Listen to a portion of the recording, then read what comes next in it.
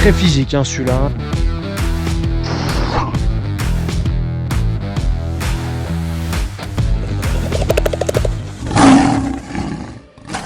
Bonjour à tous et bienvenue dans cette nouvelle vidéo. Tout d'abord, merci à tous. Nous sommes actuellement 12 000 sur la chaîne en 3 mois.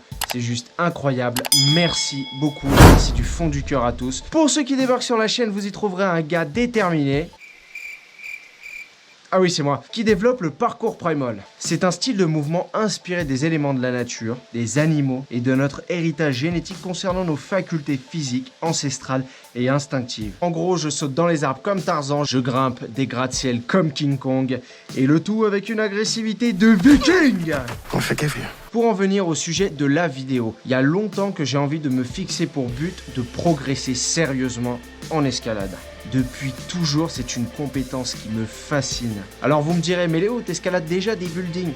Certes, c'est pas faux. Mais à la différence des buildings qui demandent un mouvement très répétitif pour parvenir jusqu'à son sommet, en falaise, nous devons nous adapter en permanence à chaque problématique qui s'offre à nous. Pour les connaisseurs, mon niveau actuel est à peu près dans le 6A. Et pour ceux qui ne connaissent pas le système de cotation en escalade, en France, ça démarre à partir du niveau 3 pour les débutants, les enfants, et ça va jusqu'au 9 pour les voies les plus difficiles jamais réalisées. Avant de continuer dans le vif du sujet, je veux te dire de ne surtout pas quitter la vidéo car il va y avoir du frisson, de l'aventure, du challenge. Mais surtout, je vais te révéler ma méthode d'entraînement qui m'a permis de passer du niveau 6 au niveau 7. J'ai dû faire face à de nombreux préjugés que j'avais par rapport à l'escalade, par rapport à ma condition physique, par rapport à mon niveau de technicité et comment réellement progresser dans ce domaine. Je tiens particulièrement à remercier la chaîne de Grimpe à Vue pour tous les conseils prodigués par Fabien qui m'ont été d'une aide précieuse pour progresser. J'ai une grande confiance en ma condition physique que j'ai élaborée à partir du parcours. Mais pour l'escalade, les muscles, ce n'est pas tout. Je me suis beaucoup plus focalisé sur la technique et la technique, qu'est-ce que c'est? C'est bien placer ses pieds, c'est trouver les bonnes prises, mais c'est surtout avoir une bonne lecture, avoir une bonne gestion de son effort et de sa respiration. Donc pour commencer à grimper en falaise, je vais aller dans un secteur tout près de chez moi qui est le parfait compromis entre la voie et le bloc.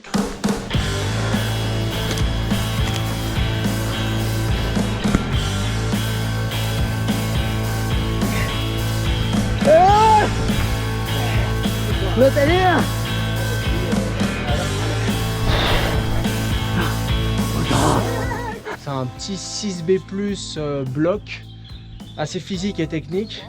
Il paraît plus évident quand tu le regardes comme ça en lecture, mais il est assez compliqué. Et on est tombé au même endroit, d'accord, en tête. Donc voilà, on va réessayer. Et franchement, ce serait la belle consécration de la journée. Un petit 6B+, pour après travailler des voies qui seraient plus complexes par la suite.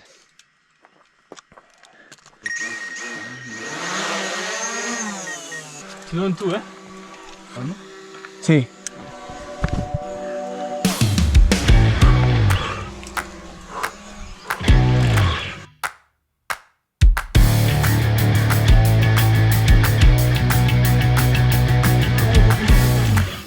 C'est igual.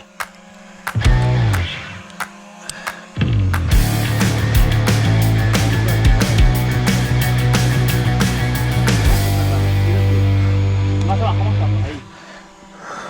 Bien.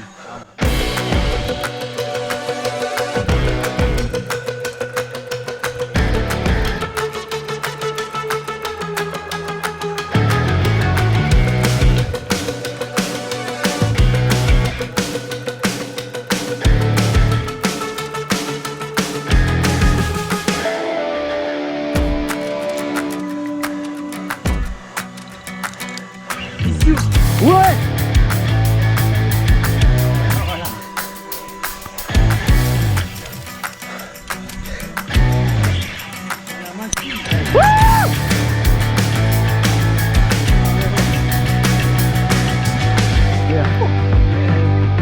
Putain, ça fait du bien, hein, ça fait du bien. Bon, maintenant c'est à toi. Ouais.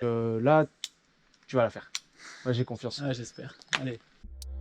Je me suis rendu compte que la lecture était primordiale et que c'était pas ma force qui allait me tirer de cette affaire. Donc certes, ma condition physique m'aide à tenir les prises un peu plus longtemps, mais c'est vraiment la technique, le placement, la lecture. C'est un peu la gestion de tout ça qui m'a aidé à arriver jusqu'en haut. Après, il y a un autre facteur avec lequel je pensais avoir plus de mental, c'est le mental. Les mental est le fromage préféré des Français. Et je pensais pas avoir aussi peur de chuter. Oh, Venant du parcours, j'avais pas trop d'appréhension par rapport aux chutes, mais c'est vrai que quand tu commences à tétaniser, quand tu es dans une position très inconfortable, t'as pas du tout envie de tomber. Donc en fait, la seule chose à faire pour ne pas avoir peur de tomber, c'est de tomber. Donc je me suis pris quelques chutes à l'échauffement en montant en tête, et ça m'a déjà pas mal rassuré. Mais je pense que la chute, tout comme la grimpe, ça s'apprend, et qu'il faut chuter. Et dans le pire des cas, bah, tu chutes, et puis voilà, c'est pas très grave en soi. Pas un risque mortel, il faut avoir confiance au matériel, il faut avoir confiance en la personne qui t'assure. Et tout ira bien. Donc ça fait quelques jours que je grimpe dans ce secteur-là, et ayant réussi ce 6B+, je me sens enfin prêt à affronter des voies plus longues pour mettre à l'épreuve ma technique et ma mémorisation sur des voies qui seront plus grandes. Donc changement de secteur les amis. Cette fois on va à 1800 mètres d'altitude, toujours dans ma forêt, c'est toujours mon territoire, toujours. Le secteur en question s'appelle le fissuromètre, donc comme son nom l'indique, c'est un secteur composé de fissures et de voies allant jusqu'à 35 mètres. Mon objectif est d'enchaîner en tête un 6C. Je pense que c'est un peu ambitieux, mais je vais me lancer dans ce projet corps et âme pour le mener à bien.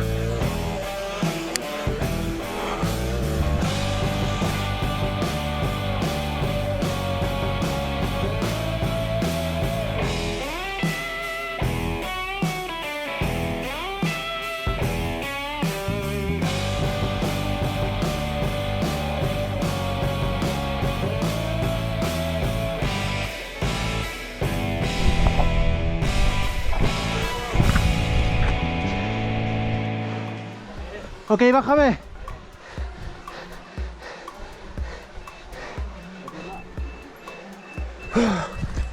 Demasiado estrés, loco. Bon, échec sur le 6C.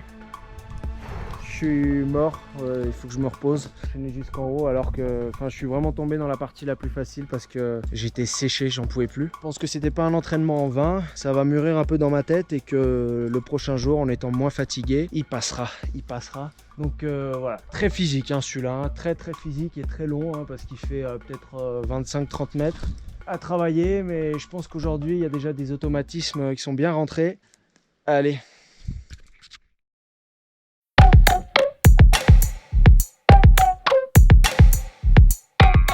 Yo, deuxième jour, on va s'échauffer sur un 6B de 30 mètres et après on attaque les choses sérieuses avec mon petit copain qui est juste là, 6C, qui m'a fait presque une entorse de la cheville l'autre jour. Allez, c'est parti.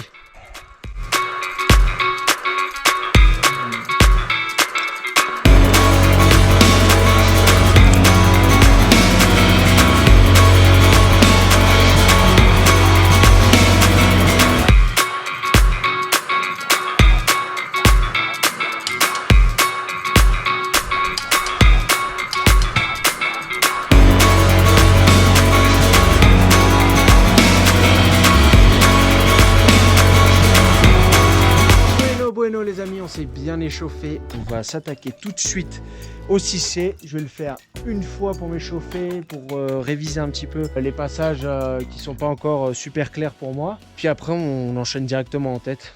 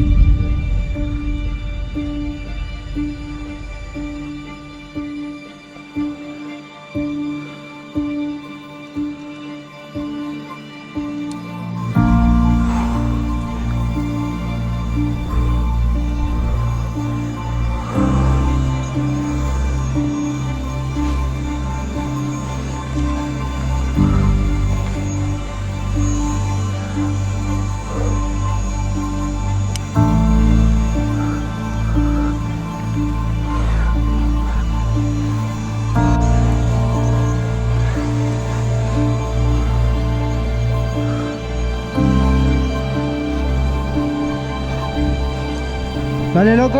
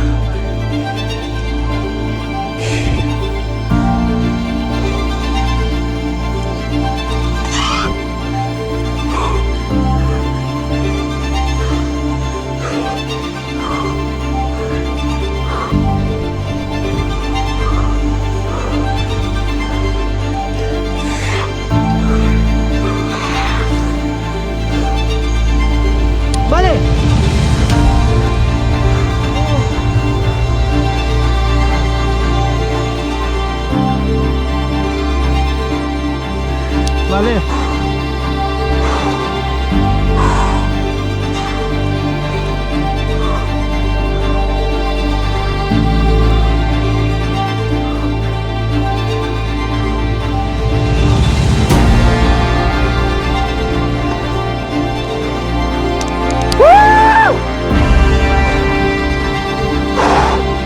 Sí, se ha hecho, tío.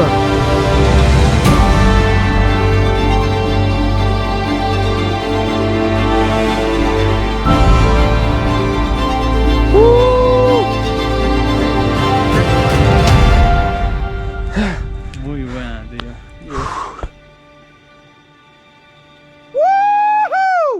Allez, on est content ou on n'est pas content? Bravo. Franchement, la dernière fois, je savais que j'allais pas la faire et autant aujourd'hui, je me suis vraiment préparé dans ma tête pour le faire. J'ai révisé tous les pas, j'ai vraiment fait tout un travail de lecture et c'est vraiment ça qui prime sur des voies comme celle-ci, qui s'apparente pas du tout au style d'escalade que l'on a plus l'habitude de faire, qui est le bloc. Donc voilà, deuxième objectif réussi. Ouais, on est content. Du coup, il reste plus que le 7A. Et là, va falloir que je me penche sérieusement dessus. Et j'ai un peu la pression, je vous avoue. Je pense que j'ai réussi cette voie avec l'élément déclencheur du vol que je me suis pris, qui m'a fait quand même assez peur. À partir de là, j'ai commencé à réfléchir de façon méthodique. J'ai vraiment réalisé que ça servait à rien de forcer sur la voie comme un bourrin. Il fallait que j'apprenne à mieux respirer. Il fallait que j'apprenne à moins serrer les prises aussi, à mieux utiliser les pieds. Après ça, je me suis donné une journée de repos complet. Mais alors, dans ma tête, je fermais les yeux, je visualisais tous les passages, tous les mouvements, tous les pas à faire jusqu'à la fin. Et ça m'a beaucoup aidé. Donc maintenant, il ne reste plus que le dernier défi. Et pour réaliser cet objectif, on va retourner dans le premier secteur pour réaliser un 7A très, très technique.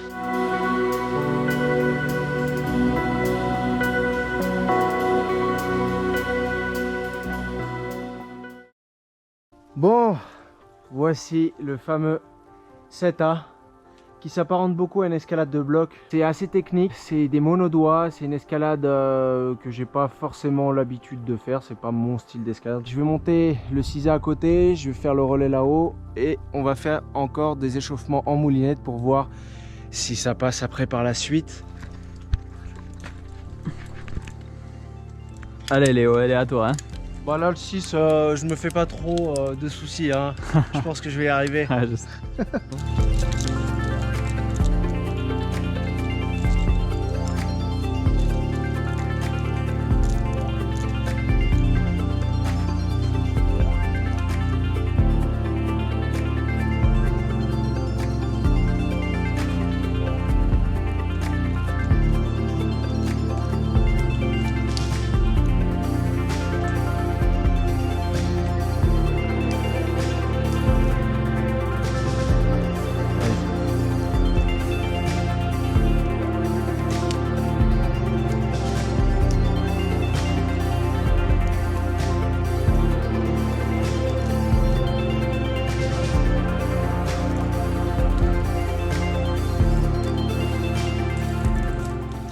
Bon, ça va, t'es chaud? Non. Oui.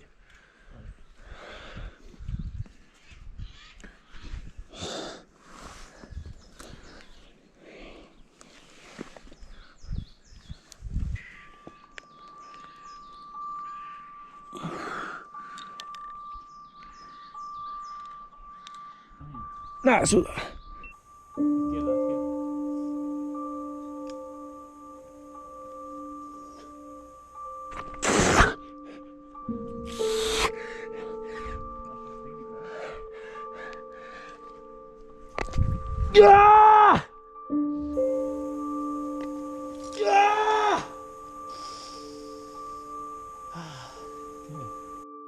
Bon les amis, entre le CETA et moi, c'est le CETA qui a gagné. Je me suis fait un peu mal au doigt. Ça fait quand même quelques jours qu'on enchaîne l'escalade de façon assez dure. Donc voilà, petite blessure de rappel. Je sens que ce n'est pas grave, mais ça va m'empêcher de pouvoir continuer à travailler pendant au moins une bonne petite semaine.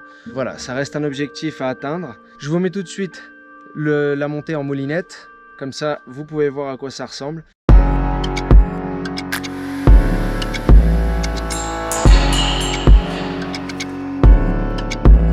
I forgot my pistol.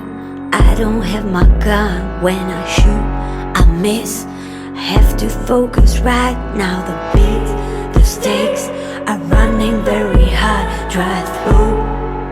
You see my hands are tied. Last bottles are stretched in an open line. Now you see, my darling, it's my turn to shine. My whole eyes will aim. I will strike you down. Now you see, I free my mind.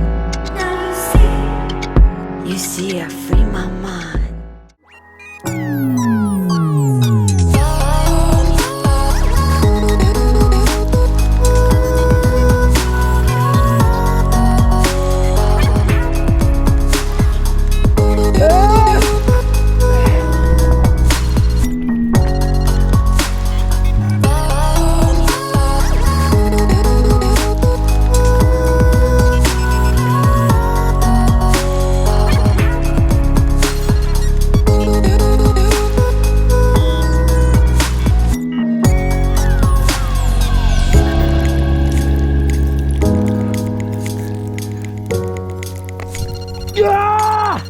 Bon, nous voilà à la fin de cette vidéo. S'il y a plusieurs points importants à retenir sur cette expérience avec l'escalade, alors premièrement, j'ai adoré. Je me suis immergé dans l'escalade comme jamais auparavant. J'ai adhéré à ce sport, à cette discipline. Concernant mon objectif de passer du niveau 6 au niveau 7, il faut pas oublier que j'ai essayé de réaliser ce défi en moins de 2 semaines. En voyant le résultat, je suis absolument pas déçu. Je suis passé du 6A au 6C de façon confirmée et au 7A en moulinette. Donc la question est pourquoi je me suis blessé, que je suis allé beaucoup trop vite dans mon entraînement, j'ai pas forcément non plus respecté les temps de repos, et troisièmement aussi j'ai pas choisi une voie qui soit dans mon style d'escalade, ce qui a été très intéressant aussi, mis à part le fait de suivre une méthodologie méticuleuse sur un entraînement à suivre par rapport à l'escalade pour progresser, c'est de transplanter les années d'entraînement du parcours à l'escalade. Donc au début j'avais peur de tomber comme tout le monde, et aujourd'hui je pense que si je vais sur une nouvelle voie que je vais commencer à travailler qui n'est pas dans mon niveau, je vais avoir peur aussi, mais la peur c'est quelque chose qui ne m'est pas étranger. J'ai l'habitude de travailler